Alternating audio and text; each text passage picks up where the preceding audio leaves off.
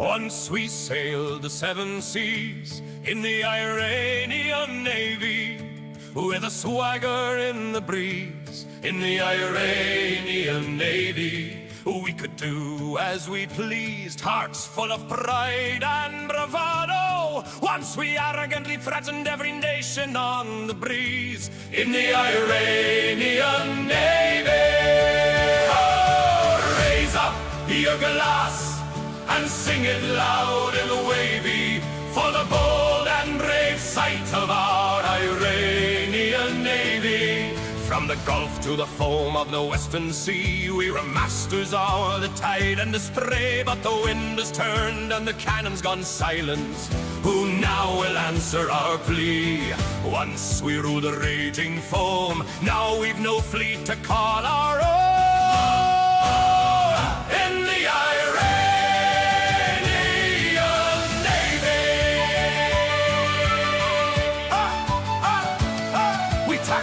to the wind with our beards so well trimmed. In the Iranian Navy, steel beneath our boots and salt upon our skin. In the Iranian Navy, our friends invited us to Cape Town, proud and free and bold. Sailors on shore leave at Simon's Town, stories bought and sold. Naval exercises with our friends from Moscow and Beijing. We already missed the brief fling. Our presence made Arab nations tremble. Our blockade made oil prices treble. All together, the bold, brave, mighty sight of our Iranian Navy. Oh, raise up your glass and sing it loud and wavy, for the roar and roll of the Iranian Navy. From the straits to the storm-lashed quay, we were thunder on the sea. But the dice were cast and the wager played, and pride went down with the fleet. Now we sing in taverns dim and cold of stories grand and growing old. Then the Iranian Navy, our supreme leaders played chicken with the dawn. Now all our ships are gone, rusting at the bottom of the sea. With whom shall we plea? In the Iranian Navy, mighty no longer sailing a lost dream. We see our song on lament and anger scream. Twisted hoax, a metal lie, billowing flames of despair. And a mighty Iranian Navy is no more, just smoke upon the air. We want to surrender, we have no future. We can't even get a dinghy in the water. No harbor light, no guiding star, no compass left to steer us far. So raise up your glass and sing it loud and wave, for the ghosts of the Iranian Navy. Though the fleet lies cold beneath the foam, we'll drink to the days we ruled the brine. For once we sailed the 7 seas and did as we pleased. In the Iranian Navy,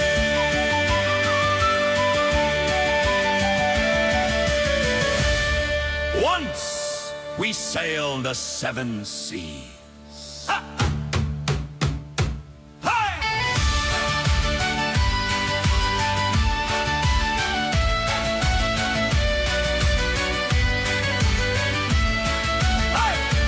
Once we sailed the 7 seas. Iranian navies. Marvin Divine. I'm saying bye to all the lies and all the times you cried, saying that I wasn't right, yet I was right by your side. You manipulator, playing games, your friends commentators, and I don't know what you say about our private conversations, but it's got them hating. Thanks to all the rumors you be claiming. It's cool, I'm done with you, so they can throw you a celebration. You gon' hate it when you see me with somebody living better. I'm trying to tell you that me just doing me gon' have you jealous. Yeah, absolutely. Just a second. Folks, hang on just a moment. Just a second. Please be patient with just a moment here. I'm on a call with CENTCOM. Just a second. Yeah, that's fine. Launch. Hellfire. Tomahawk. ATACMS. Now, that's enough of this bullshit. It's time to end this nonsense. Stop the pussyfooting. Let's get to it, Admiral. Let's annihilate these bastards. They have no intention of peace. They think they've won. Take them out. All right, sir. Thanks a lot. Appreciate it. God bless America. Sorry, folks. That was Commander, U.S. Central Command. I was talking to him. We're launching attacks now against Iran. Done with this bullshit. It's time for this. They just made it real.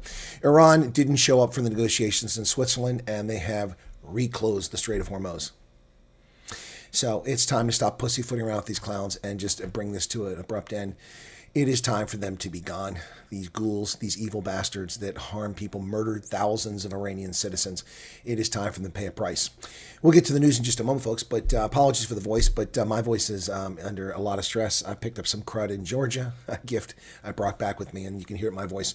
For those who missed it, we had an interesting live stream a short while ago with Lili van der Plas, if you want to go check that out later on. That was pretty interesting. If you're a South African refugee, this isn't a refugee broadcast, but this was done as a public service for refugees.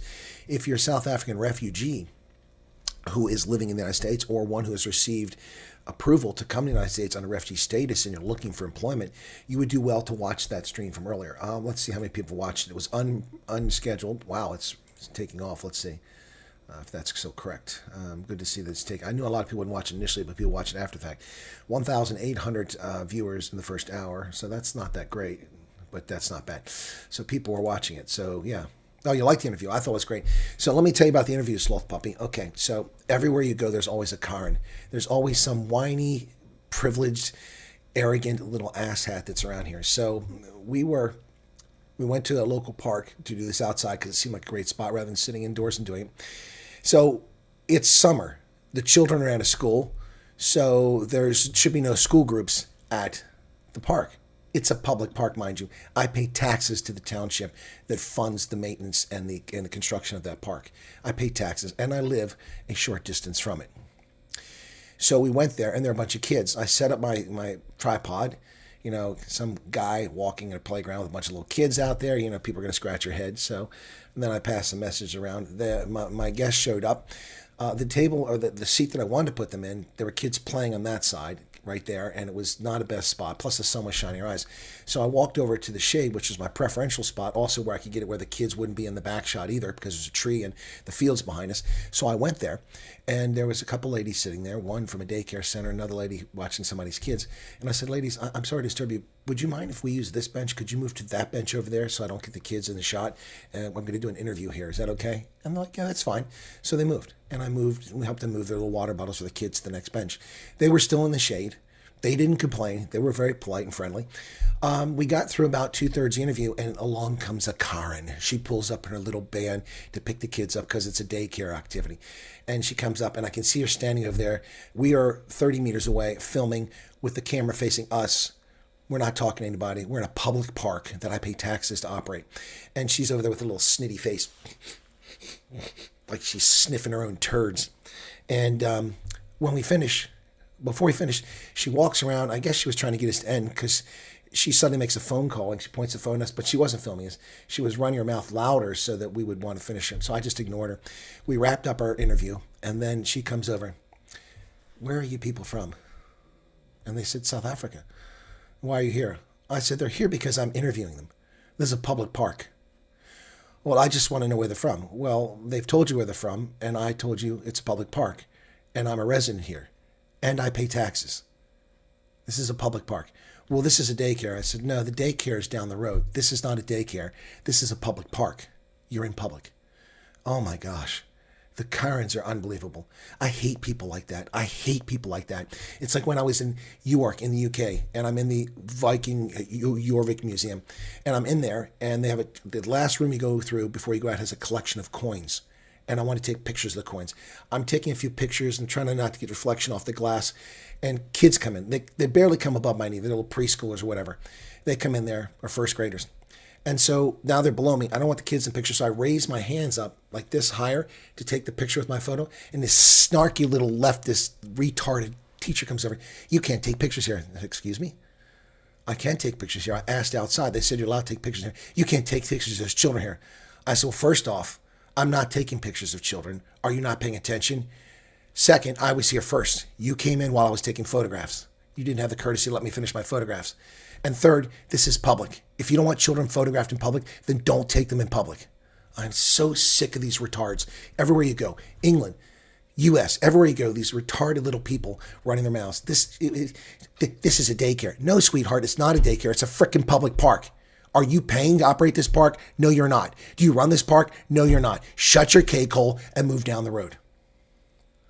Exactly. None of her business. None of her damn business.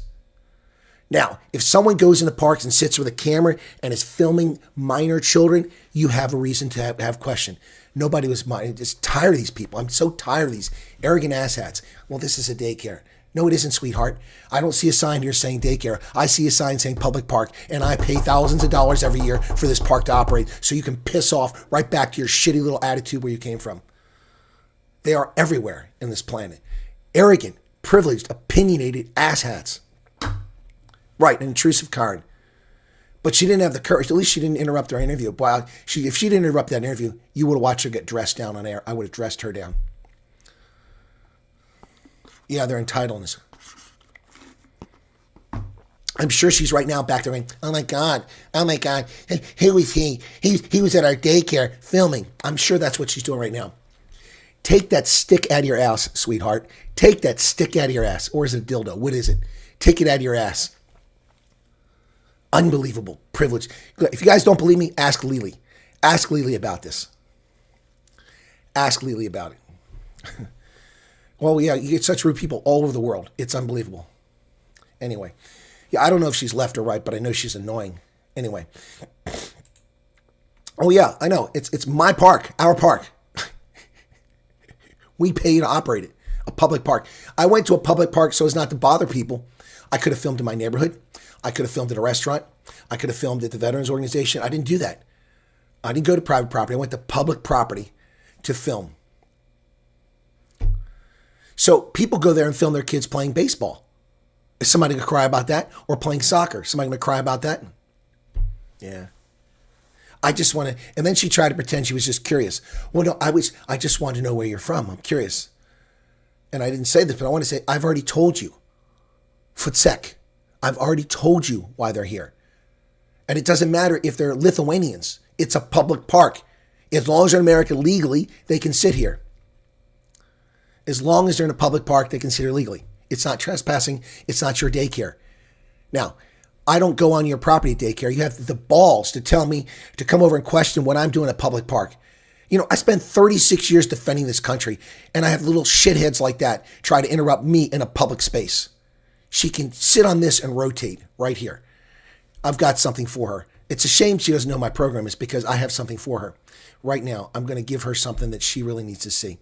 Just where is he hiding at? Come on, where are you hiding? He's always hiding. I have a hard time finding him. Where are you at, buddy? There he is. Here he is. This is for her. This is for you, sweetheart. Yep.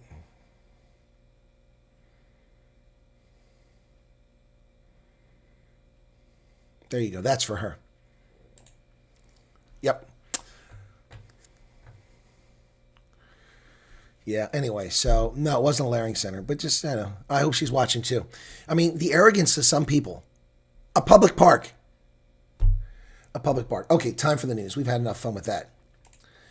Don't forget, folks, later today, in a couple of hours, it's the Bulls at Croke Park in Dublin taking on Leinster for the URC final. I'll be covering it. I won't be as excited as normal because my voice is gone, but I'll cover it.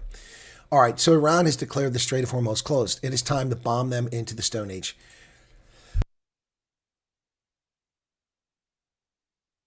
Iran has no intention of abandoning its nuclear program, has no intention of stopping attacking its neighbors, has no intention of being a good nation.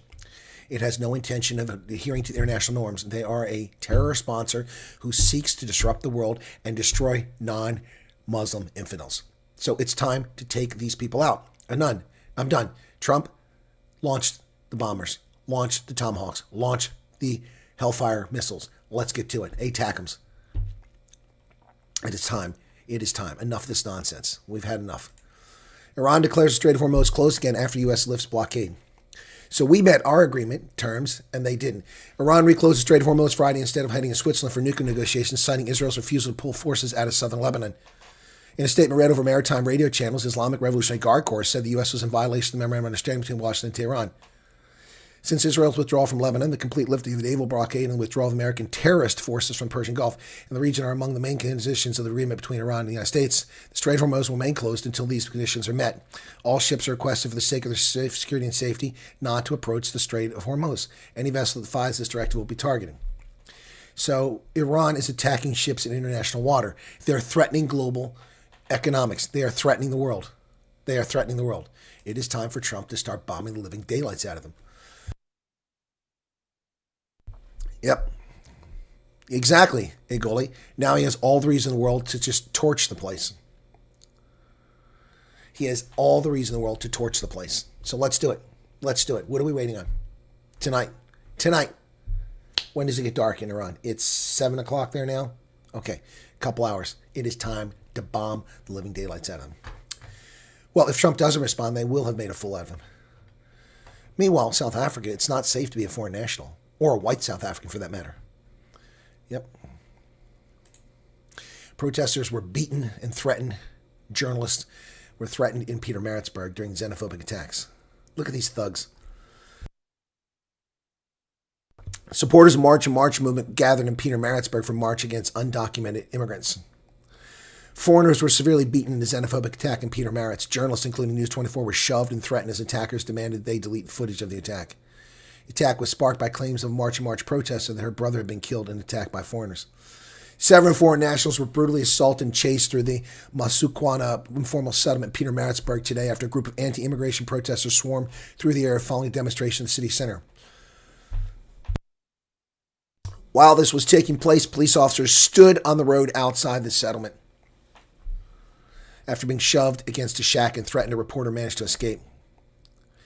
A photographer had his memory card taken by members of the crowd who demanded that his photographs and videos documenting the attacks be deleted.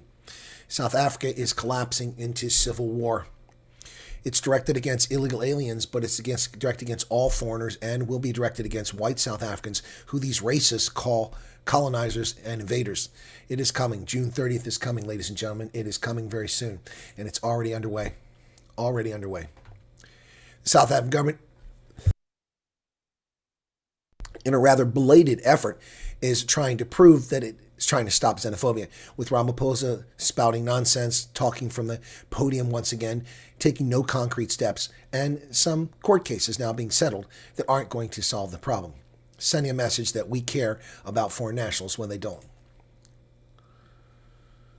Anti-immigrant leader Ngwizi Nkunu found guilty of hate speech and fined 250,000 rand for his attacks against LGBTQI plus groups. Judge Gregory ruled that he must pay up within 60 days and complete 20 hours of human rights sensitization training. As if that's going to stop it. More than 1,200 repatriated men, women, and children are safe on Malawian soil.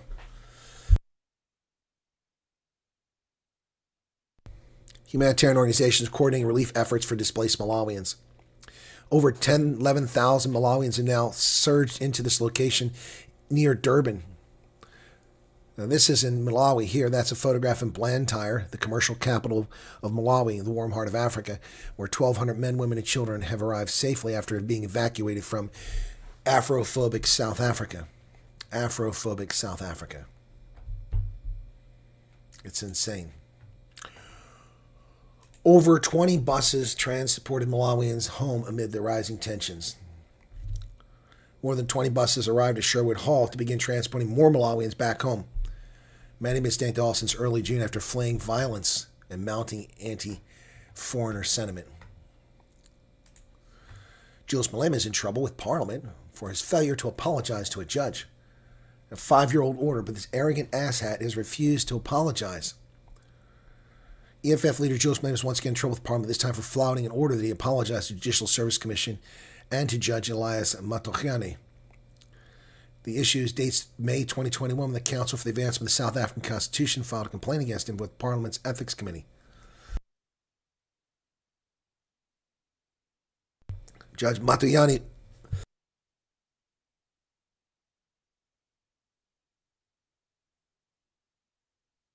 Sorry, folks, bit of a struggle for me here. But Judge Matabani,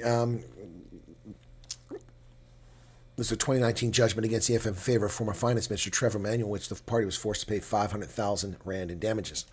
This is just a big mouth that can't shut his mouth. The ANC suffers a defeat in the impeachment process as parties decide to oppose Ramaphosa's Pala interdict. ANC has suffered its first major defeat in Parliament's impeachment committee after opposition parties voted against its attempt to stop it from opposing President Ramaphosa's Pala interdict. After ANC MPs serving the impeachment committee led by Mahule argued against legal advice that had earlier been presented by advocate William Mokari, which stated the committee was obliged to oppose the president's urgent interdict application. So he tried to scupper it. Remember, Ramaphosa said, "I will abide by the courts. I will follow the rule of law." Every step along the way, he's opposed the rule of law, and every step along the way, he's tried to have the report dismissed, saying they overreached. Whether they overreached or not really isn't germane. They committed no crimes in their investigation, and they revealed serious felony criminal acts. And you're just trying to cover it up. Sadly, 6 people have believed to drown after they fell off a boat in the Vaal River. 20 people were aboard a makeshift boat. Police in Douglas in the Northern Cape have registered an inquest docket after a drowning in the Vaal River on Thursday morning. 20 people were aboard the makeshift boat that was ferrying people across the river. 2 bodies have been retrieved thus far. The deceased are a 59-year-old male and a 25-year-old male. The search for 4 others continued on Friday. Do you see that river? Are there waves? Are there rapids? Is there any reason anyone should drown in that river? No. How the hell do you drown? I guess they don't know how to swim. Are you registered to vote in South Africa? Strangely enough, South Africa, which once upon a time, a few years ago, had 43 million eligible voters, now apparently only has 38 million. Of which only 28 million are registered. How do you not be registered to vote? I registered to vote in Pennsylvania in 2019. I'm still registered to vote. I don't have to go re-register. Why do you have to re-register?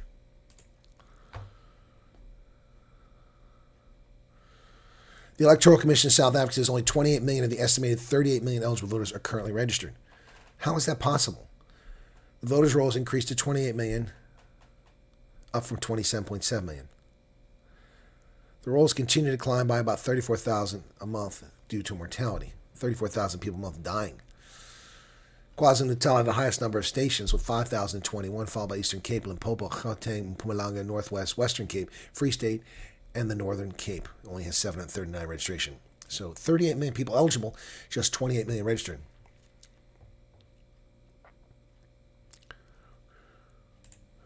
The MK party, of course, famously expelled Duduzile Zuma Sambudla and Ndela yesterday. They were kicked out of the party. He's the daughter of Jacob Zuma. That's who she is.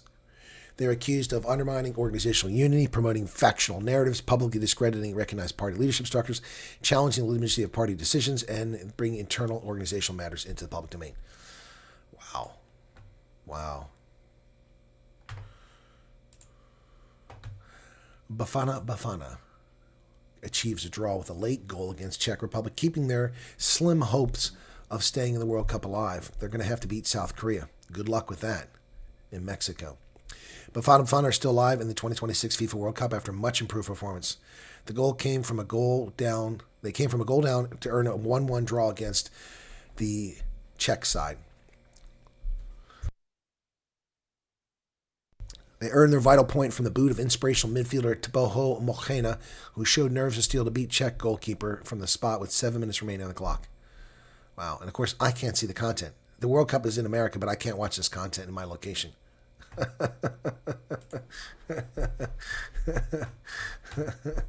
Well, anytime you move anywhere, Eric, you have to register to vote if you move outside the voting district. Absolutely.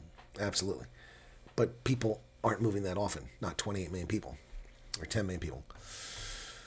Well, Zimbabwe's crocodile leader, Emerson Mnangagwa, is trying to consolidate power, just like every tyrant in Africa. Just like every tyrant. Emerson Mnangagwa's political skills may have earned him the nickname the Crocodile, but it still took half a century working under Mugabe before he got the chance to take the top job. So a decade later, he's trying to stay forever. Zimbabwe's parliament voted on legislation yesterday that would change the constitution to extend presidential terms from 5 years to 7. That would allow the 83-year-old to remain in power until 2030. with 3 years beyond his current term expires. Fascist totalitarians. Zimbabwe's platinum producers owe $228 million, apparently on their export earnings. The country requires all exporters to convert 30% of their proceeds into local currency via government channels, but the government is frequently behind in paying out the local currency to exporters. Zimbabwe is the world's third largest producer of platinum group metals after South Africa and Russia. But the government has failed to pay them, so they failed to pay their $228 million. Imagine that. More than 70 Congolese medics have been infected with Ebola since the outbreak. Supplies of basic gear to protect themselves are running short. A senior World Health Organization official said Friday that 75 medics in the DRC have been infected with Ebola and 17 of them had died since the outbreak started. That is horrible. That is horrible. That is absolutely horrible, folks. Terrible situation.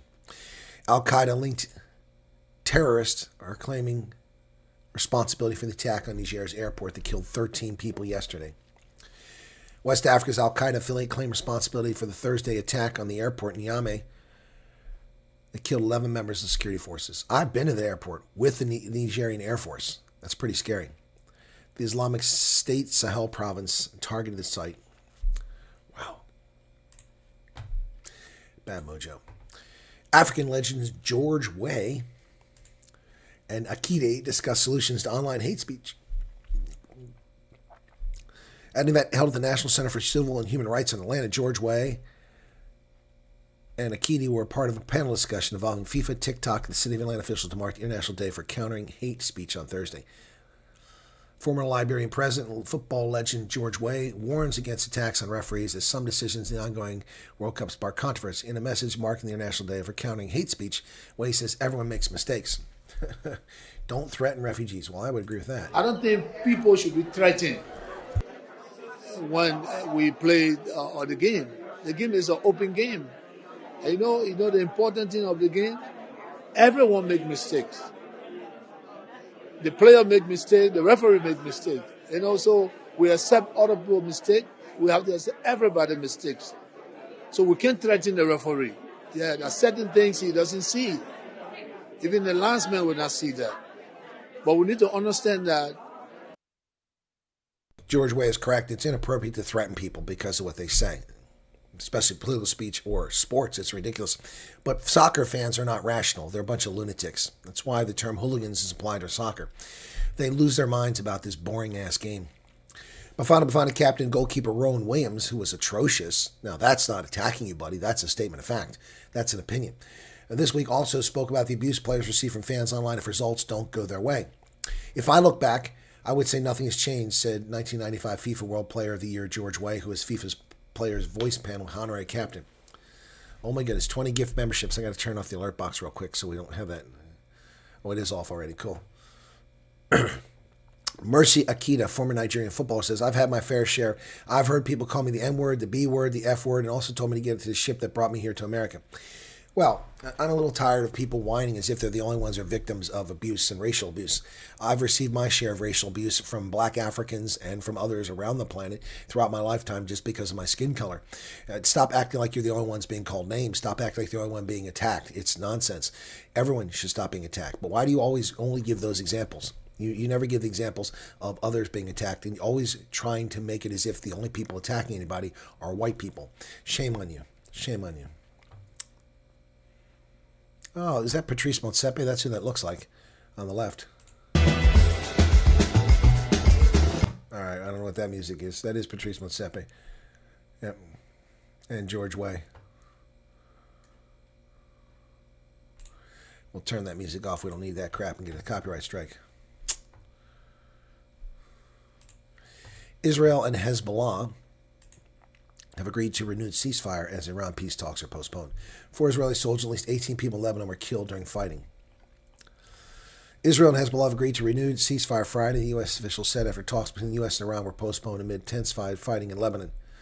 The violence had threatened to derail progress after an agreement was reached earlier in the week to stop the fighting. The White House said Thursday that Vice President J.D. Vance, leading the negotiating team, wouldn't be traveling to Switzerland to meet Iranian counterparts. The Swiss Foreign Ministry confirmed talks were postponed and said it stands ready to facilitate should they resume.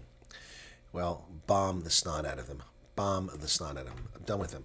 Hey, CBB, thank you for the 70 Rand super sticker there. I appreciate that. Israel is cutting ties with the European asshat over apartheid comments. The UN Rights Office has previously found that Israel has violated international laws that prohibit apartheid. That's simply not true. Israel's Foreign Minister Gideon Saar said he's suspending contact with the European Union's foreign policy chief, Kaja Kallas, sounds like a Lithuanian to me, after reports that she compared Israel's treatment of the Palestinians to South Africa's former apartheid system. The diplomatic row erupted after European news outlet Euractiv reported last week that Kallas made the remarks during high-level talks with Mexican officials in May. Citing unnamed diplomats and officials, the outlet said Kallas compared Israel's policies in Gaza and the occupied West Bank to the racial segregation regime that ruled South Africa until the early 1990s. Kaja Kallas has for some time now been acting obsessively and with blatant unfairness toward the state of Israel. We have no choice but to sever all contact, and she retracts what she described as blood libel against Israel. Wow.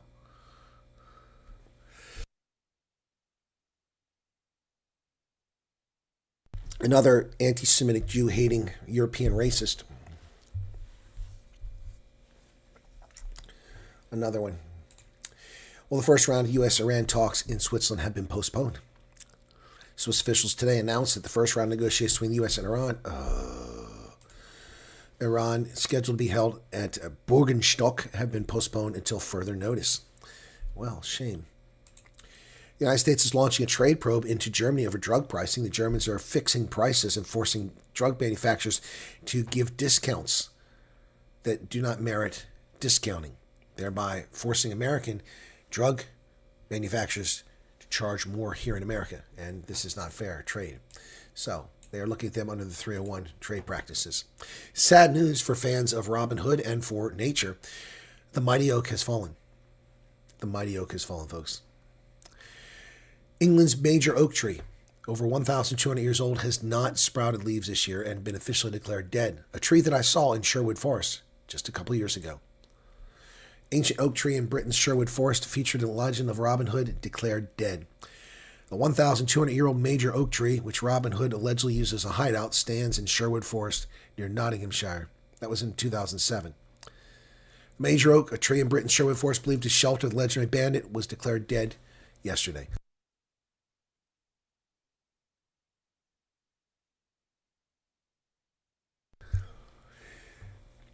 The Royal Society for the Protection of Birds, which governs the reserve, said Thursday the tree failed to grow new leaves this spring and is therefore believed to be dead. Legend states that Robin Hood and his merry men used the trunk of the major oak to hide from the Sheriff of Nottingham. The tree showed signs of decline in recent years. The Royal Society for Protection of Birds said poor soil quality and a weak root system played a part in its death. Poor soil quality? It's been in the ground for 1,200 years and suddenly it has poor soil? As did droughts and heat waves. Human visitors, the charity said, trod on and trampled down the soil, which made it harder for the tree to get needed water, oxygen, nutrients. So you rope off the space around the tree, you idiots. Officials said measures taken to support the tree, including propping it up, adding a metal brace, and laying concrete, prevented it from aging naturally and, in fact, created additional challenges to its survival. The tree will be kept up and allowed to decay, thereby feeding the forest with nutrients. The major oak will continue to stand at the heart of Sherwood as a natural monument for the visitors to come and see, living on the legend of Robin Hood. The tree's lineage will also live on because they've taken acorns and cuttings from major oak and grown saplings around the world. Sad news to hear that the major oak is gone. The mighty oak has fallen. Rebel lawmakers' election win in Manchester paves a way to remove Keir Starmer. Andy Burnham is now in Parliament. British politics set for a fresh bout of chaos after Labour politician Andy Burnham won a special district election, allowing him to enter Parliament and launch a leadership challenge against Keir Starmer. The 56-year-old mayor of Manchester was elected by a comfortable margin in voting yesterday to represent the district of Makerfield in northern England, defeating a candidate from the Anti-Immigration Reform Party. He will now challenge Keir Starmer for leadership of the Labour Party. Russia threatens escalation after Ukraine hits Moscow with the largest ever drone attack. Russia has pledged massive group strikes against Ukraine shortly after Kiev carried out its largest ever drone attack on Moscow. As you can see, they are using drones to attack Moscow. Not since the Nazis has Moscow been hit, until the Ukrainians started attacking it. 200 drones were used in the attack. 16 people injured, 4 of Moscow's airports temporarily grounded flights as a result of these drones. Bad Bunny, the boring, pathetic lip syncer who performed at Super Bowl, becomes the first Latino music performer to surpass $1 billion in revenue from his tours. Bad Bunny has become the first Latin music artist to surpass $1 billion in career tour earning revenue. The milestone was achieved through his Debbie Tijar Mas Photos world tour, which notably did not include any U.S. dates. Good, because he's boring. We don't need him here. Making it the highest grossing tour in Billboard box score history to never play a show in the U.S. In the star's first 41 shows spanning South America, Australia, Japan, and Europe, the tour grossed $360 million and sold 2.4 million tickets, surpassing British pop group Take That's 2011 Progress Live tour. His 10-show run in Madrid alone brought in $96 million. Well, congratulations to the man who can't save his life. He sucks at buttermilk. Anyone ever listen to Bad Bunny? Bad music. Vice President of the United States had leverage to dictate the outcome of the next round of negotiations, but he claimed incorrectly that Iran got no new benefit from lifting oil sanctions. That is true. Iran gets a lot. So, good point there. Well, people have said over and over again that the World Cup will be a disaster. The Americans are unfriendly. America's terrible. It's crime-driven. It's racially divided. Oh, it's going to be too expensive. No one's going to enjoy it. Sadly, for the doubters, those coming to America, the Germans, the Brits, all the people from all the world, are having a blast. Having a blast. Fantastic hosts are wowing World Cup travelers, dispelling anti-U.S. buzz that preceded the tournament. Sweltering temperatures, rampant crime, and unfriendly hosts, that was the soccer fans who flocked to the U.S. for the World Cup were told to expect. Instead, international visitors told the Washington Times and they've fallen in love with great restaurants and bars, modern shops, supersized gas stations, historic sites, and friendly Americans. Through the first week of World Cup play, social media has been littered with viral moments of cultural exchange. One German fan's online following has spiked as he shares experiences with local cuisine and communities. A Japanese fan, in limited English, has delighted local television viewers in Texas by proclaiming Texas is good, everything is big. We've met a bunch of fans and we're all the same mind, says Paul Rigby, an English supporter who attended the match Wednesday against Croatia in Dallas. We couldn't have been welcomed more wholesomely if they tried.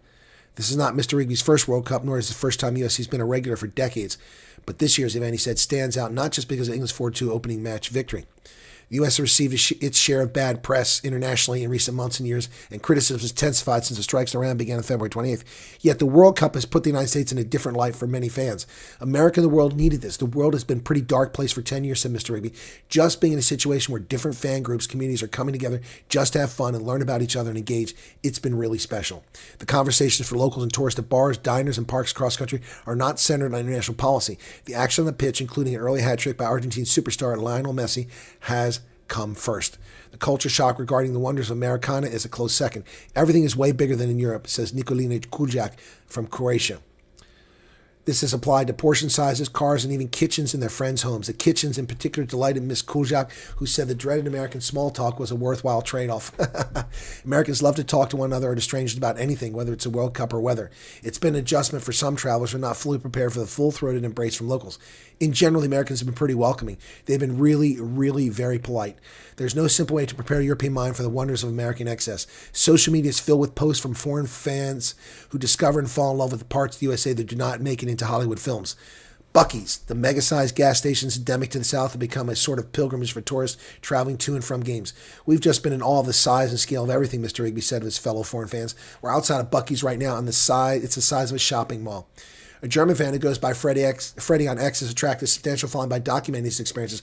Just had our first Waffle House experience at 1 a.m. Great food, great prices, and friendly staff. We will be coming back. Staples such as Taco Bell, ranch dressing, and the small town diner have earned similarly stellar reviews. Europe, we need ranch. ASAP, a Swedish tourist, Elsa Thor wrote on X.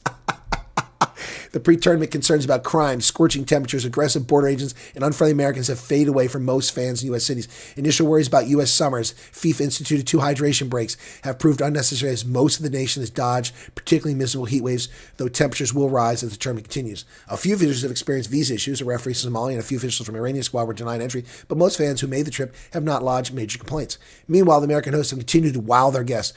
They've been absolutely fantastic, Mr. Rigby said. I couldn't speak highly enough of everyone. that we met in bars, restaurants, diners, on the drive. There's a genuine curiosity about how and why we travel. The biggest complaints about this year's World Cup, hosted through a joint bid by U.S., Canada, and Mexico, are not related to the nations all, but rather the prices and the scheduling dictated by FIFA. Fans around the world have criticized soccer's governing body for dynamic pricing, which allows organizers to adjust prices in real time based on demand.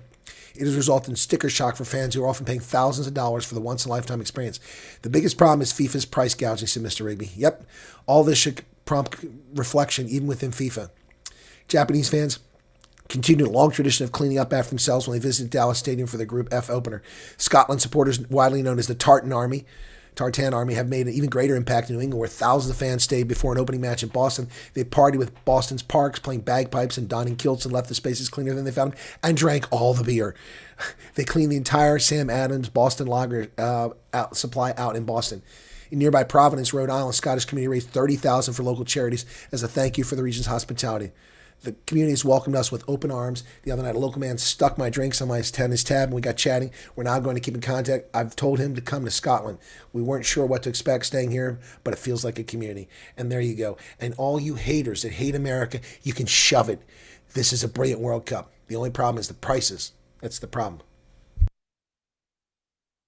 Oh, Bonnie, it does hurt like hell, but I've got a rugby game to do today and tomorrow. U.S. plays this afternoon at 3 p.m. Yep, Lorraine says exactly my thoughts when I read that BS. Yep. All right. America forever, well said. Thank you, Pizza Party. Bad Bunny is Bunny Roadkill. He is. He sucks, man. I listen to the guy. It was the worst, most annoying, pathetic. I mean, even worse than, Janet Jackson's, wardrobe malfunction. Well, hey, Scott, listen, it wasn't just that Boston bar. The distributors had no beer. All the bars were running out of beer. The fans are showing the real USA, and people are seeing how biased the media is against USA. Exactly.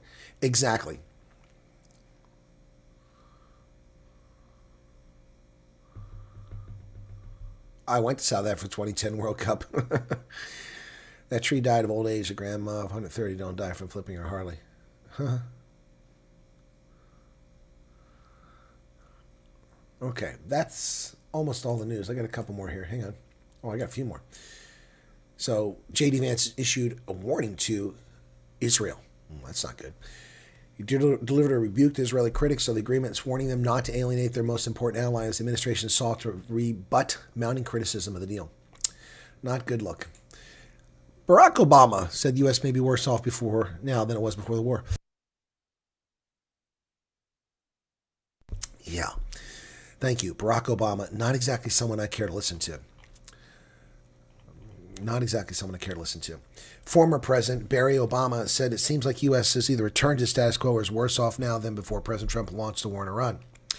We've now fought a war, spent billions and billions of dollars, put enormous strain on our military. A lot of people have died, and it feels like we're back where we were before we started, except maybe a little worse off. Well, how are we worse off? We're back to where we started, but I don't see how we're worse off. The Air Force has begun mandatory vaccinations at Lackland Air Force Base, where recruits go for training. The Air Force Base now requires flu vaccine after 160 troops were infected and one died. About 160 troops at Lackland Air Force Base have been infected with influenza over the past 3 weeks, including one trainee's death. It's still under investigation. Because of the outbreak, the Air Force received an exception to the new voluntary vaccine policy that requires flu shots for recruits at Lackland. I'm confused. When did vaccinations become voluntary in the military? I spent 36 and a half years in the Army, and I was never given a choice whether I wanted the flu vaccine. I was mandated to take it. Apparently, in the kinder, softer, gentler military, we're willing to risk force readiness by letting people decide what they are now experts in epidemiology. No. Mandatory vaccines for military. Well, President Trump has awarded 3 Medal of Honor recipients at a White House ceremony. Retired Marine Major James Capers has presented the Medal of Honor. Capers, an 88-year-old Vietnam veteran, saved multiple lives of Marines under his command during the 1967 Battle of Phu Loc, all while suffering from several gunshot wounds. He also awarded Medal of Honor to Colonel John Ripley, Marine Corps, posthumously, and Major Nicholas Docker, U.S. Army. As we approach the 250th anniversary of our founding, remember that we owe everything to heroes like those we celebrate today. The first hero we pay tribute to is one of the finest warriors to ever wear the uniform of the United States, Trump said, introducing Marine James Capers, the first black Marine to receive a battlefield commission while fighting a war.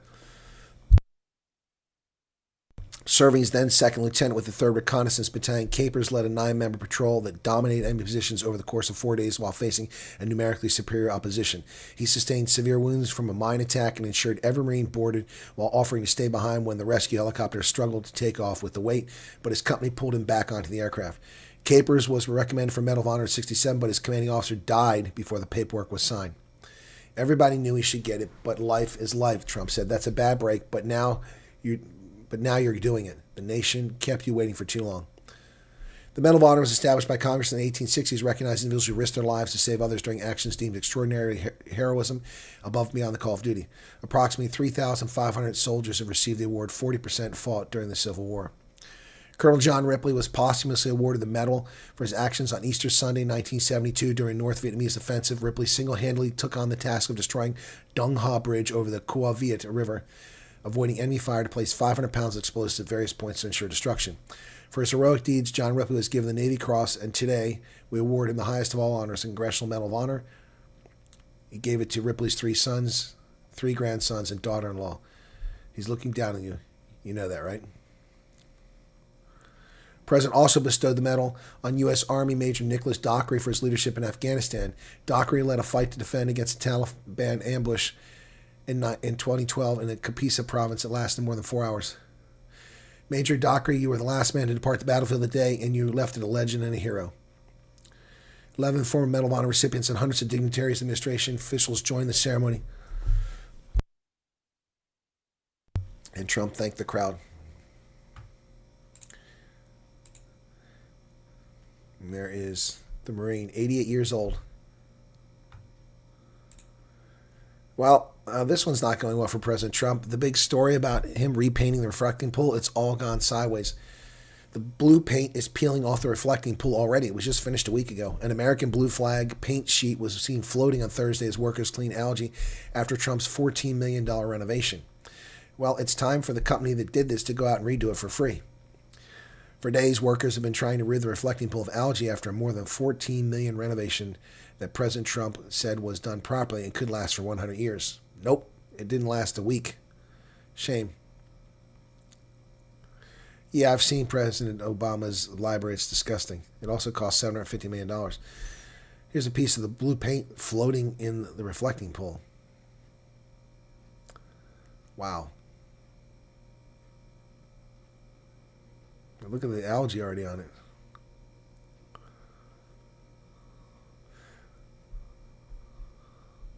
Algae has been a consistent problem for the pool and quickly reappeared after a $34 million renovation that was completed in 2012.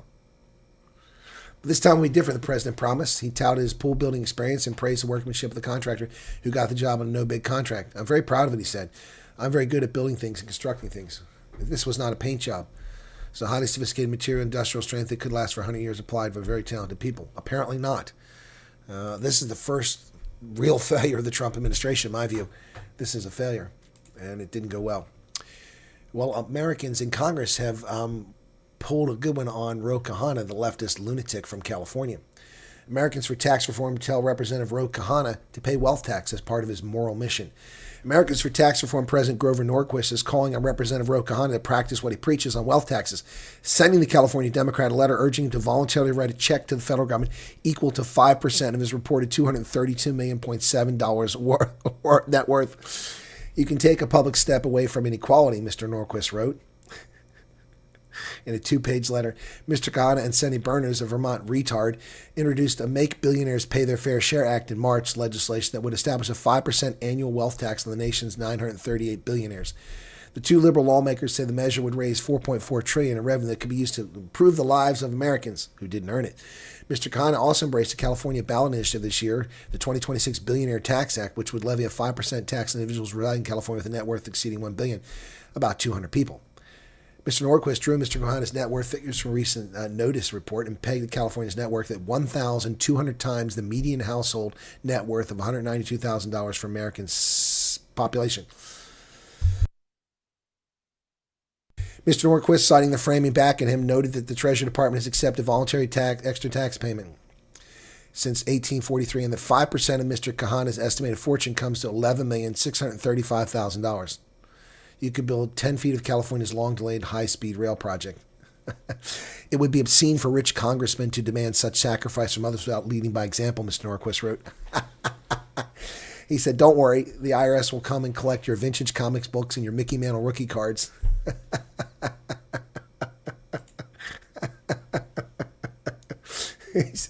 Asshats. Good job by Grover Norquist coming after Ro Kahana, an arrogant leftist asshat worth $232 million.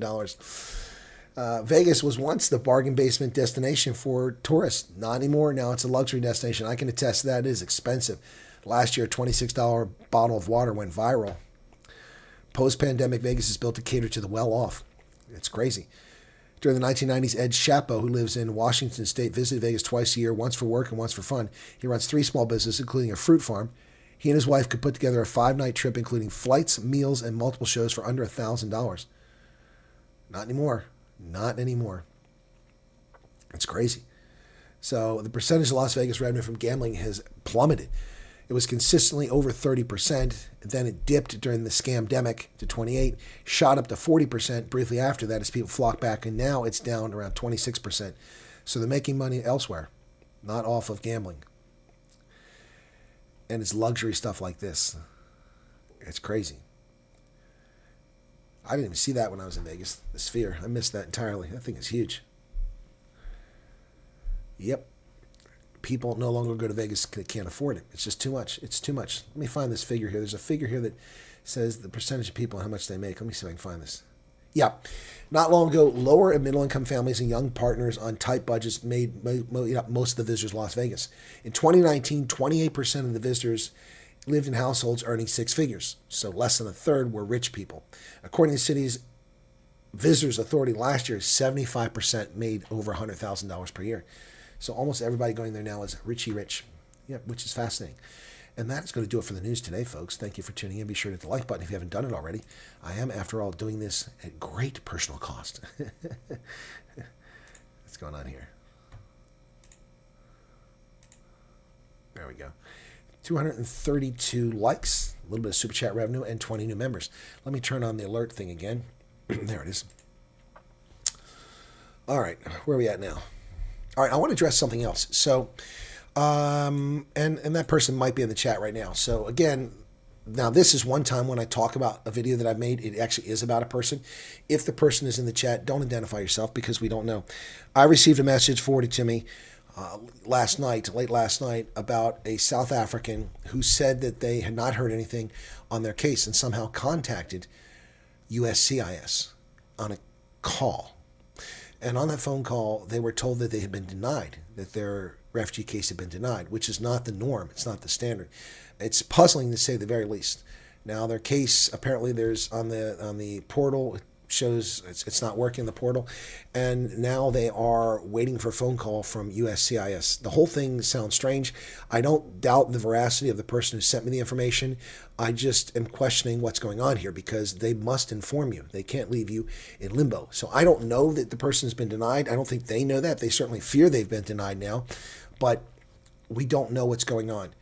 Rather than sit and wait on this information, the person in question asked me to share it with my audience, or said I could share it with my audience.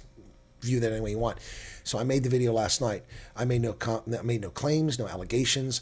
I just said that if this is true, this is not how you handle it. And so I don't know what's going on with that case. And again, if the person's in the chat, don't identify yourself. You don't need that because you'll be inundated by people. I know who the person is. So let's just hang in there and see what happens, okay? I think it's going to be all right. I hope it's going to be all right for this person. But maybe it was a mistake. The person had told this person on the phone. It's a very odd situation. Yep. Yeah, so there's that. I just want to cover that very quickly because I did that short. Not a lot of people watch that video, though. I was surprised. I thought that would be viral. I mean, obviously I don't do this for the clicks, but I thought there'd be tons of people checking out. Only 16,000 viewers. That is strange. Anyway. But the algorithm is not my friend. It's not a lot of people's friends right now. Really isn't. Really isn't. I don't know why. Oh, the Mel Vione video I did finally reached 40,000 views. That was from the 11th, so 8 days ago. It's still gaining. Anyway, all right, so you're welcome for the news there, Debbie and Yassine and everyone else. Antifa members were caught dumping an aggressive algae into the pool. Oh, maybe the pool was sabotaged. Thank you, Siggy. Craig Hanslow. Why do they not use blue resin? Well, I mean, if someone sabotaged it, maybe that's what's going on. Yeah, I don't know why it wasn't resin either instead of paint, so who knows? That looks like a resin. It doesn't look like paint. It looks like that rubbery stuff that they put on the bottom, so I don't know. Yeah, they're gonna go on and on about this reflecting pool now. Thank you, Pizza Party, for the 35. What's the super chat for? Did you get my call? Did you get my call from this morning? No. No, Pizza Party. I didn't get your call this morning. I didn't take any calls this morning. Sorry.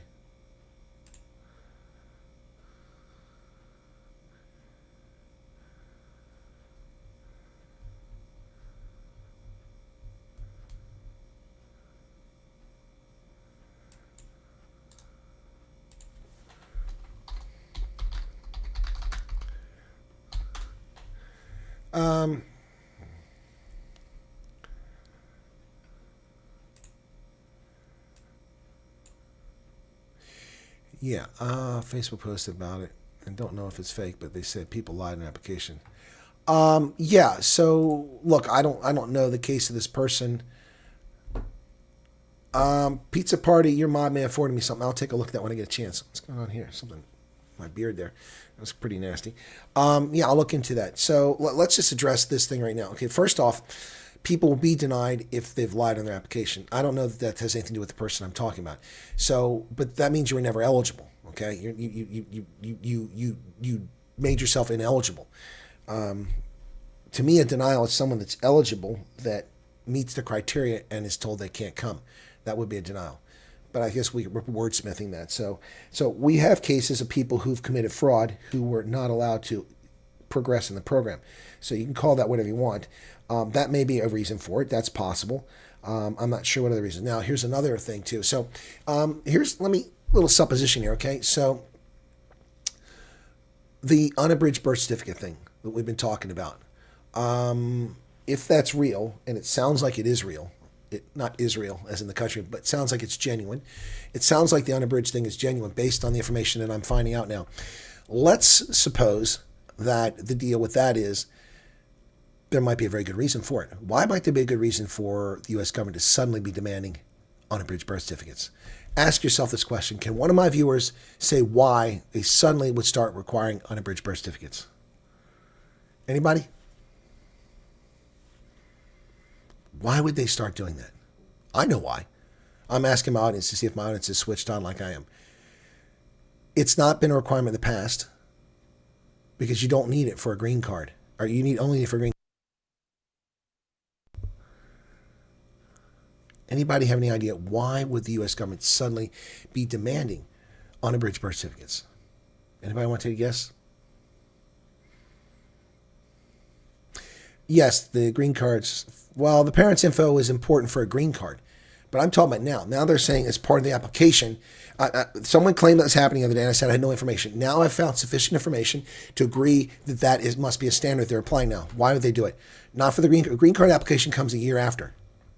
Aha! Stephen hit it. There you go. Stephen Idigoli. Fake passports and fake birth certificates. That's why. That's why. They've been inundated with fake passports and fake birth certificates. That's why they're doing it.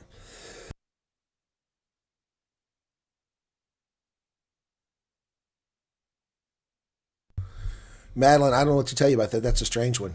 Send me an email with a case number and the information. I don't know if it's child trafficking, but they're getting inundated, no doubt, with fake passports and fake birth certificates. So this is just another security measure to ensure that eligible people. Yep.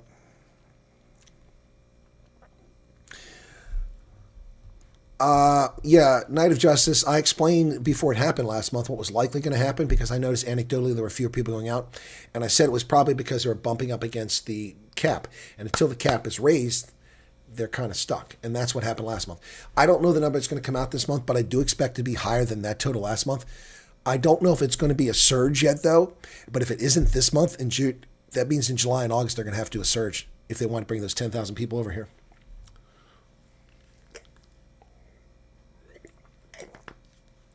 Sally, how do people do that? Lots of people do that. We had the fraud who was taking money out of people's pockets who wanted by the FBI, Mr. Fundameva, who claimed he could get you on a list.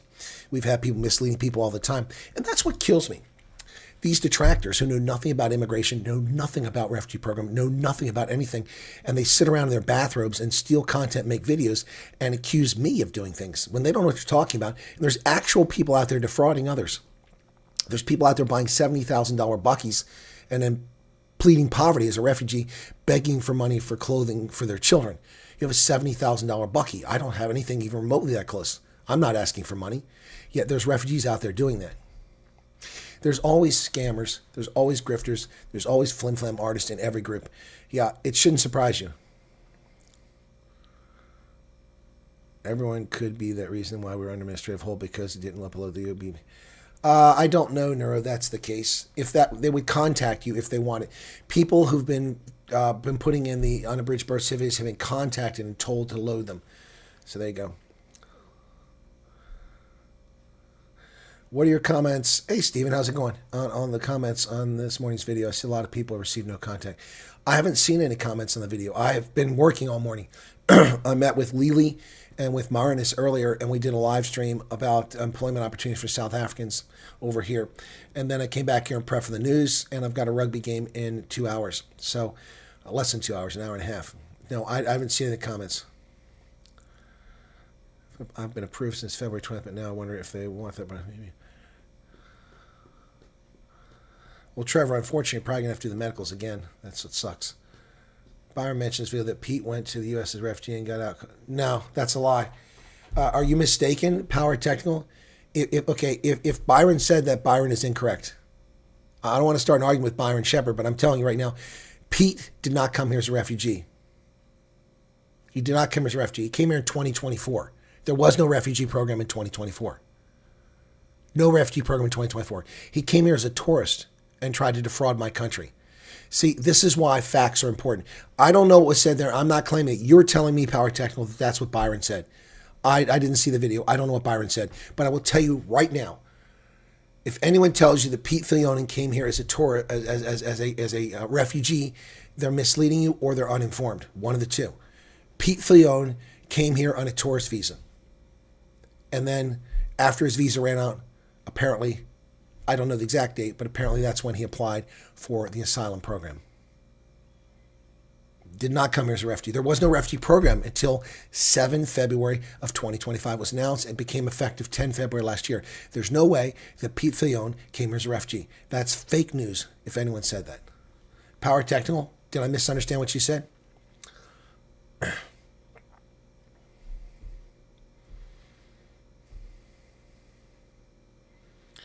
Carl Church was advising no more medical aid for refugees on October 1st. Okay, well, single baby boomer. Okay, first off, why would Church World Servers call you and tell you that? Doesn't make any sense. And second, it's none of their business whether you're going to work or not. Church World Service job is to get you to America, RSC. That's a very strange phone call. I don't understand that phone call at all. That's not what's supposed to be happening. But yes, October 1st, Medicaid is going to go away for refugees. So my question is to people who come over now, because some people come over and they're whining about, I've come now, I'm losing Medicaid on October 1st. It's June, July, August, September. You've got 3 months to find a job. People get medical insurance through jobs. You want us to keep paying for your medical care? You don't want to get a job? Not you, not you. I'm talking about just generic person.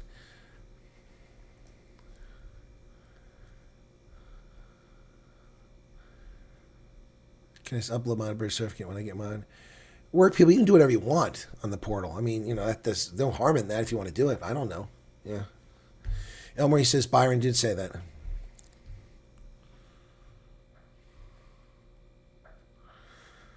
What's going on pizza party here?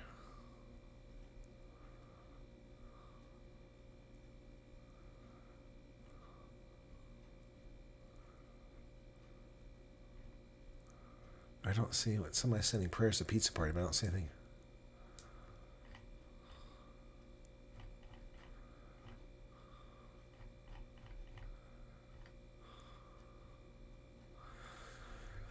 One article said Pete is being charged for hate speech as well. Well, I wouldn't be surprised by that. And Hank Adrian said, hey, there's an OG. Says, hey, Byron did say so. Okay. Pete's in jail where he belongs. And Pat Meister said they're just trying to put off refugees to make them relevant currently.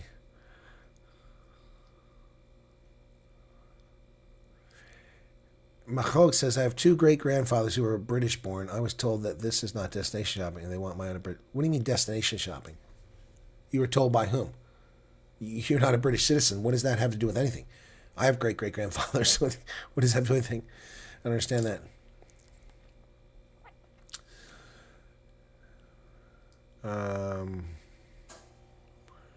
Hey, Amelia, what's up? No, Truth Seeker, it doesn't have much to do with the Soccer World Cup. First off, the vast majority of refugees come here, come on United and Delta flights. The only other ones coming are coming on Lufthansa, or there've been a few KLM, British Airways, and even Air France, but mostly Lufthansa. No, that's not an issue. That's not an issue. It's not a major issue here. I mean, the airlines have added flights from Germany and from the UK and from France for the expected number of people coming over for the World Cup. There's still seats. No, that's anecdotal, and there's no evidence to support that's a problem. Beloui's unsafe at the hotel. I got 2 jobs. I managed to find through people I've met prior times. Okay, Beloui, where are you at?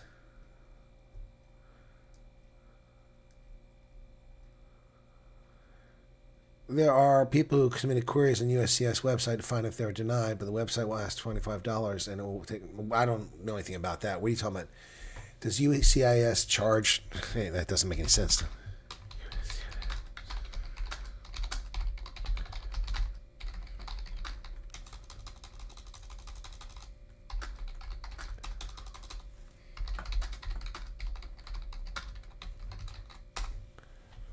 Let's see what it says.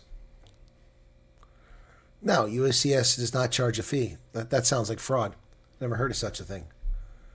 That sounds like fraud. Portland. Oh, well, I'm sorry, dude. That's not the best place to be. Can you make a poll currently on the stream that's received TT notification, perhaps?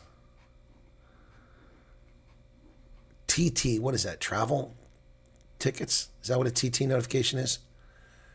Yeah, Portland's beautiful to visit and get at it very quickly. People doing and dealing drugs outside the hotel, then go to a different hotel. Go find a different hotel. Google's your friend. Tentative travel. Thank you, Mickey. Google's your friend. Yeah, report the website. The U.S. government doesn't charge for that. We do charge for some things, but not for that. All right, so you want me to do 10? That's not going to be a very high number of people. Okay, start a poll, because a lot of people are in the States, a lot of people aren't refugees, so I mean, I don't know how I phrase this. Do you have TT notification? Okay.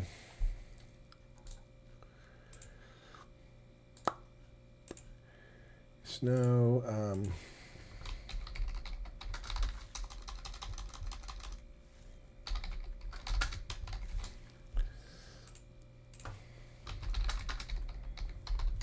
okay, there you go. All right, so I put it up.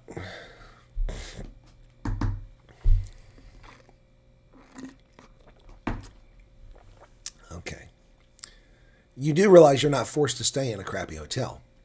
Use Google, find a hotel. Let's go to Portland. It's not going to be easy, though. Portland is not a cheap place. Maps. Let's go. Hotels. Portland, Oregon.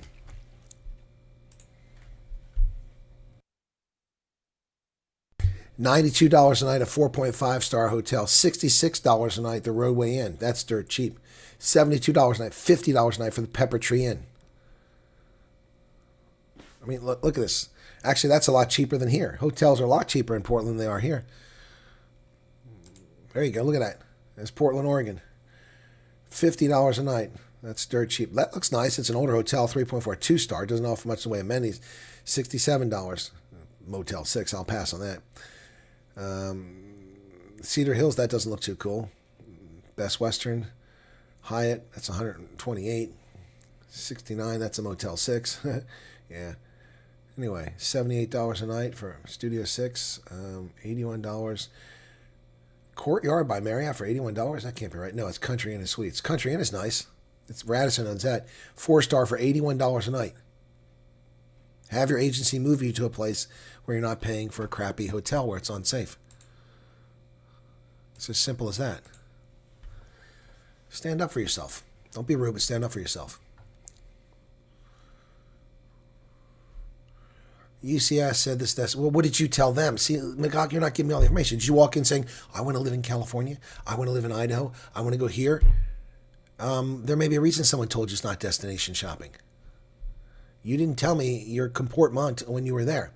So it is not destination shopping. I've told you that for 15, 16 months. Not destination shopping. Keith Norkia just gave 5 memberships. Thank you. We have settled South Africans, important that we can contact. All right, well then do that. Do that, Chris Swanepoel. Get the information from Balui and get them, taken care of. Thank you for your membership, Chris. Chris Swanepoel got a membership. By the way, Chris, your girlfriend and her daughter, they're off their rockers, man. They're off their rockers. Absolutely off the rockers. We replaced an extended stay in American Nashville. It was really cool, clean. Yeah, extended stays are good. You can stay there for weeks on end. And here's the thing. Find an extended stay hotel, all right? Like Extended Stay America. Extended stays, let me explain why. First off, rent's expensive. It's so expensive now that it's almost the same as staying in a hotel. Now, you might get a suite or you might get 2 rooms or you might just get 1 room. But what you don't have to pay for, water, electricity, heating, cooling, internet, and cable television. You get all of that, and many of them have a continental breakfast, so you get a meal out of it too. Extended stay. You get all of that rolled into one price. So stay in an extended stay for a longer period of time before you find a place, get a job, and find a place. I mean, it's a very easy solution here. John says, in that video of yours, some criticize USCIS. Don't think it will help their case. Criticize the Department of the U.S. government that's helping so many South Africans.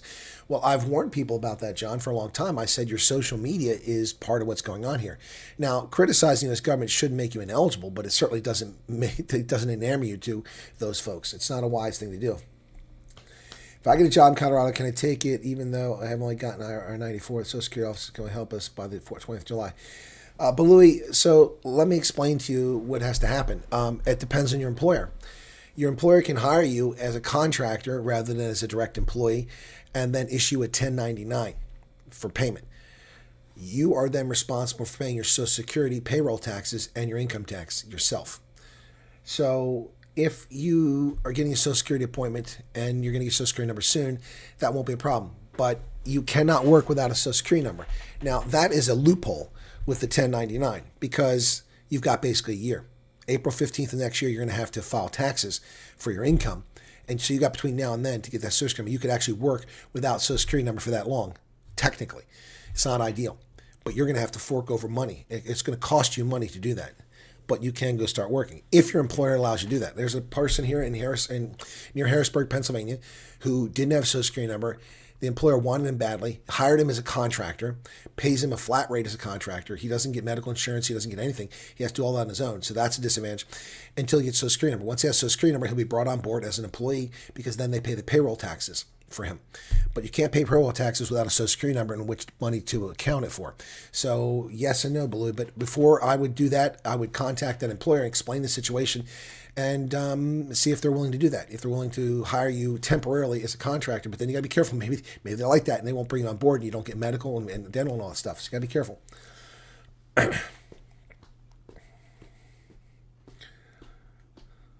Alaska's not bad. No medical expired, no interview as yet, waiting since December. Waiting what, Katrine? Waiting what? Is that when you put an intake questionnaire in, or what are you waiting for since December? Have you been interviewed previously? Have you been screened?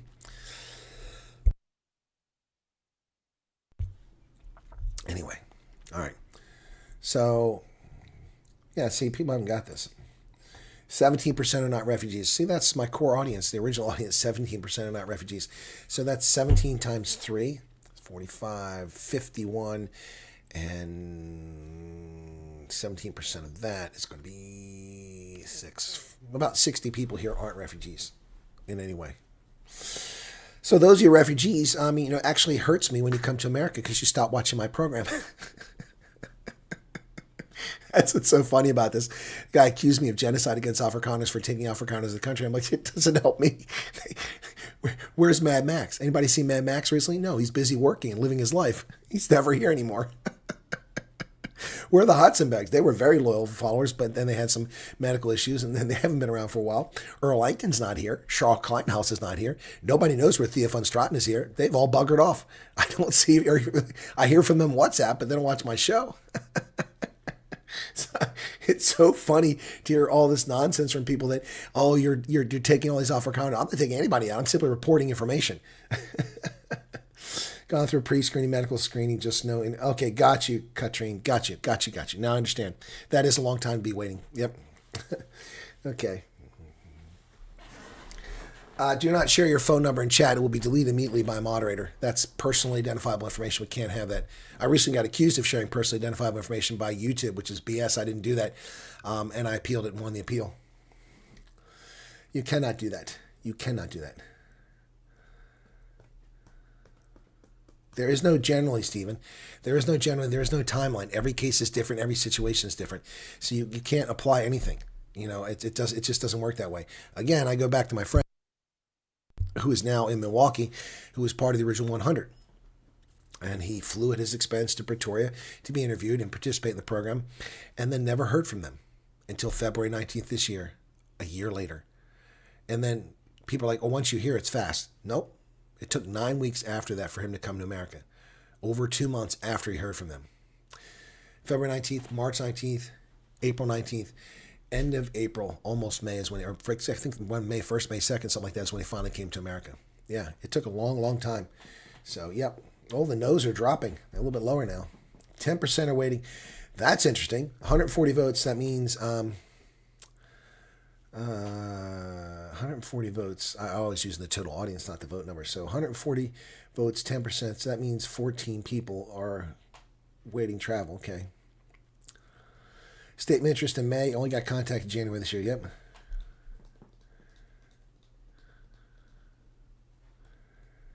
Poll. How long ago people got there? That's not going to be helpful. It's for the secret. We're not going to sit there and play polls all day. It's the audience isn't that large. It's 338 people right now. Anyway, so 146 people answered the poll. Okay. Yeah. Garrett is here. Okay, good to see you. Okay. All right, cool. All right. So I saw someone the other day complaining about me doing the news. They said, this is a refugee channel. It's my channel. Who are you to tell me it's a refugee channel? That's funny. That's rich. It's not an OnlyFans channel. I'll do what I want here. People kill me, man. They kill me. Ah, my arm hurts. I get tendonitis or something again. It keeps coming back. Every case is more or less the same. Having patients' faith is made. No, they're not. No. The cases are not even remotely the same. Every case is different. There are similarities, but no case is the same. No two cases the same. I mean, how many of you here, let's see, how many of you here have a spouse with a safe haven passport? Okay? There'll be some. How many of you have a spouse with a safe haven passport and adopted children? Fewer. How many of you here have a safe haven passport, adopted children, and black adopted children? Anybody? How many of you here have a safe haven spouse, adopted children, black adopted children, and a child with a learning disability? Anybody? No. Okay. Every case is different. Every case is different. So one of my viewers lost 3 family members in a 6-day period, murdered in South Africa because they were white. Yep, 99-year-old grandmother beaten and abused, and her blood used to write a vile message on the wall, insulting her and blaming her for the country falling apart. A 99-year-old woman murdered. So savagely beaten, she died in hospital days later. And then an aunt and uncle in their car, carjacked, taken from ATM to ATM, and all of their money drawn out, and then savagely beaten to death in their car in Veldrift. Those two were refugees. They had approved travel and are now dead in the Cape. I mean, this is just savage and sick. Savage and sick. People who've been approved to come over and still waiting because of some bureaucrat savagely beaten to death, awaiting to flee South Africa. You can't make this stuff up. But it's just ordinary crime. Everybody suffers from crime. It's not whites aren't special, coloreds aren't special, Indians aren't special. True story, Max. True story. Long-time viewer of my program.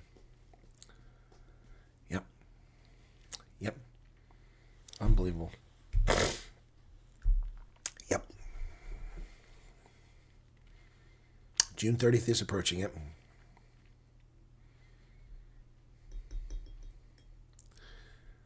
Yep. Audi TT, yep. Soda person use cane sugar. No, that hasn't happened, Mickey. And if it does, it's going to cause a spike in the price of soft drinks because sugar is subsidized in this country to protect the Cuban and other growers of sugar beets and sugar cane in the United States. They subsidize the price of sugar, forcing us to pay a much higher price for sugar in this country than the rest of the world. That's why I think it's funny. I go to Africa and I mean people have they have guacamole all over the table. We don't have guacamole all over the table. We don't have avocados everywhere. It used to be a luxury. Now it's an everyday thing. But when I was a kid, it was a luxury. But I go to Africa, it's everywhere. Sugar. People spill sugar in South Africa. Nobody pays attention to that. In America, you spill sugar, your parents will smack you upside the head because it costs so much money. Yep. No, that hasn't happened, Mickey. And if it does, it's going to push the price up a lot. But if they quit subsidizing sugar, then it wouldn't be so bad. Those are some of the stories that made it to the news. Those stories haven't made it to the news, Mickey. And I know the person, I know the people, but I haven't. That's the first time I mentioned it because those stories haven't made it to that hasn't made it to the media. Yep. After hearing that Trump really needs to increase the cap to 100,000 more, the floodgates open, Colonel. But when they say minorities stole the land, hold all the wealth and benefits apart, they do pay. Well, of course, they do paint a picture. Of course they do, and they didn't steal the land. That's nonsense. The land wasn't owned. The land was in communal use, or it was just vacant. One of the two. And the black Africans have no more claim to it than white Africans. They're all interlopers who arrived within the last 2,000 years. Yep. All right, I'm going to close that poll down now.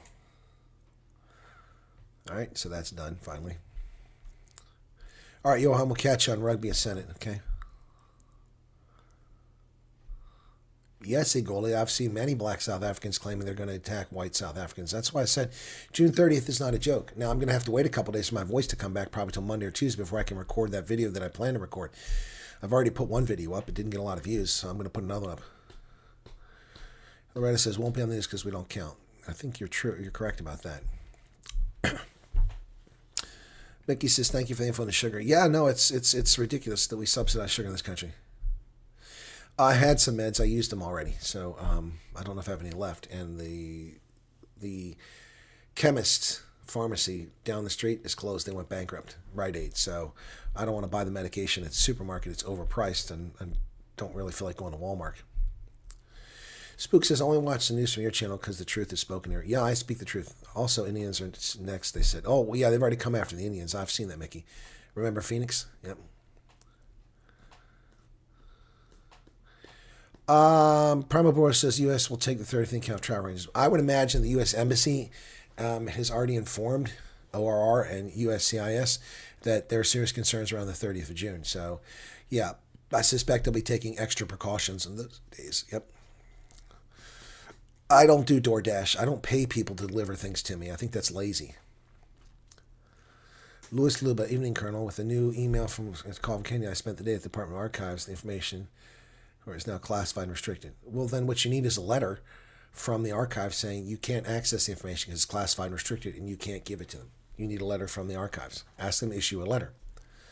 I'm sure they'll be difficult about that, but yeah, ask for it.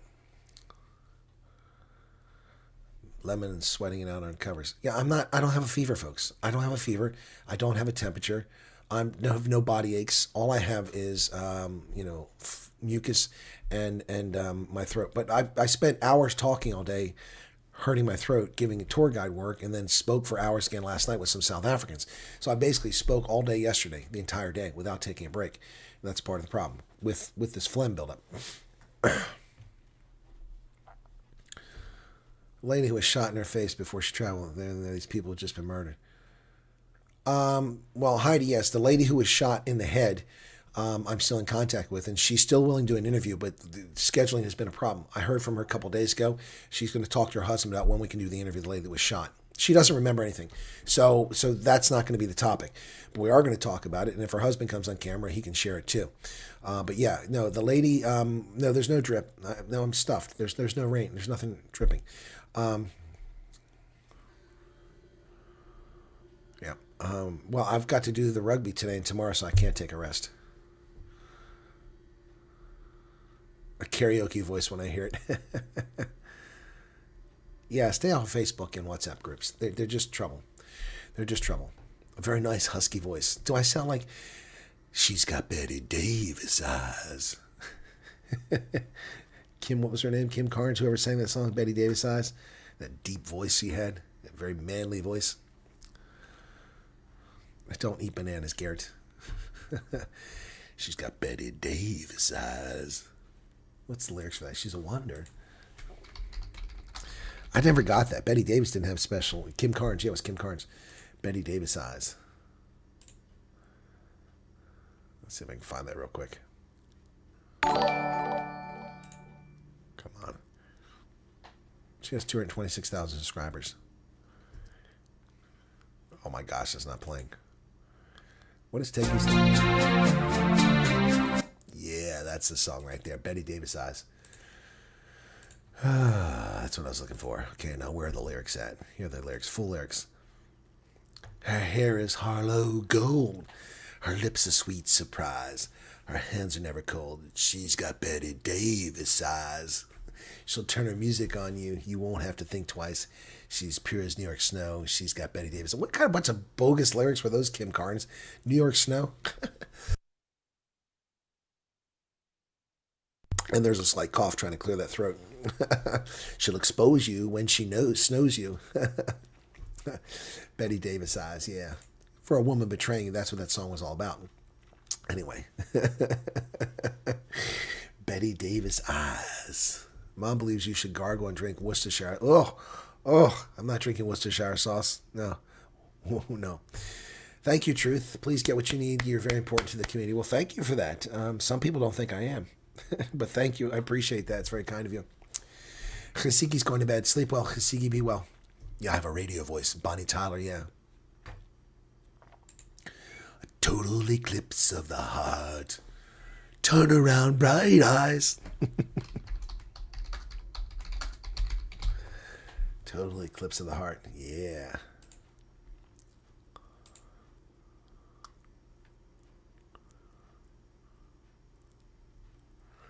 Every now and then I get a little bit lonely and you're never coming around. Every now and then I get a little bit tired of listening to the sound of my tears. Every now and then I get a little bit nervous that the best of all the years have gone by. Every now and then I get a little bit terrified, and then I see the look in your eyes. Total eclipse of the heart. Yep. Great song. Bonnie Tyler. Deep, deep voice. Yep. Oh, maybe my singing will be better now. maybe we'll see. Please look after yourself. We need you. Thank you, Michael. Where's your sister sauce? We call it Woosie's. Sister sauce. Worcestershire sauce. Yeah, serious music memories. No doubt about that. Yep. Oh, it's on your favorites playlist. Yeah. Yeah. Total eclipse of the heart. We should have the other song about heroes. We need a hero. Is that the one? Bonnie Tyler.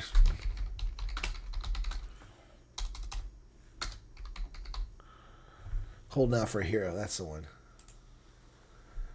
I'm holding out for a hero to the end of the night. He's got to be strong. He's got to be fast. He's got to be fresh from the fight. I need a hero. I'm holding out for a hero till the morning light. Yeah, that's some good stuff there, man. Buffalo, Peter. Hey, how's it going? You're going to Tennessee. Well, how long have you been in Buffalo now, Peter?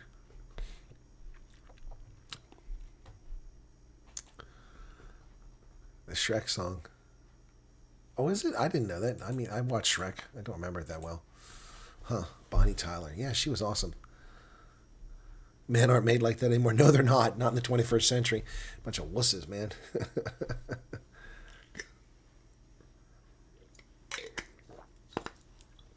Been here for 4 months now. Oh, yeah, it is time to leave Buffalo then, Peter. Didn't realize you'd been that long since you've been there. Metalhead's been approved recently. No, it's not something I keep an eye on. Meatloaf, Paradise. Paradise, but that's a good one, Garrett. Yeah. Yeah, Meatloaf. And I would do anything for love, but I won't do that. Yes, but I won't do that. Meatloaf was awesome, but the dude had serious weight problems. They're all dead now, man. Sucks. Ted Turner's dead. Not that that sucks. But Meatloaf is dead. Anything for Love. That was a great song. Some days it won't come easy. Some days it don't come hard. Some days it don't come at all. And these are the days that never end. And I would do anything for love. But I won't do that. Oh, I won't do that. Kamala Harris, I won't do that. Was played that song, Meatloaf, very loud, singing like kids wanted to run away. Yeah. All right, cool beans. Otis live is no, it's not Otis. Not Otis. It's Opus. Opus. La la la la la la la la la la life. We all come together. We all know the best. And everybody and everything and everything. Everybody sing. Life is life. That was great stuff, man. I haven't seen that parody of that one, so.